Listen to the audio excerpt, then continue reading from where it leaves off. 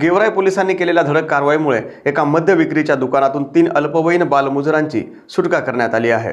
गेवराई येथील एका मद्य विक्री करणाऱ्या दुकानामध्ये अल्पवयीन मुलं काम करत असल्याची माहिती गेवराई पोलिसांना मिळाली। त्यानंतर गेवराई पोलीस अनैतिक मानवी वाहतूक आणि दामिनी पथकानं या मद्य विक्रीच्या दुकानावर संयुक्त कारवाई केली। जेव्हा पोलीस या ठिकाणी पोहोचले त्यावेळी उत्तर प्रदेशातील 3 अल्पवयीन मुलं या मद्याच्या दुकानामध्ये काम करत असल्याचं पोलिसांच्या निदर्शनास आलं। त्यानंतर पोलिसांनी तात्काळ या 3ही बालमजुरांना ताब्यात घेऊन सुरक्षित ठिकाणी हलवलं आहे। या प्रकरणी बालमजुरीस प्रोत्साहन दिल्याबद्दल मद्य विक्री करणाऱ्या चालकावर गुन्हा दाखल करण्यात आला आहे। सदर बालकामगारांना पुढील कारवाईसाठी बाल कल्याण समितीपुढे हजर करण्यात आलं असून लवकरच त्यांना त्यांच्या मूळ गावी परत पाठवण्याची प्रक्रिया सुरू होणार आहे। पोलिसांच्या या कारवाईमुळे बालमजुरी विरोधात मोहिमेला अधिक बळ मिळाले आहे।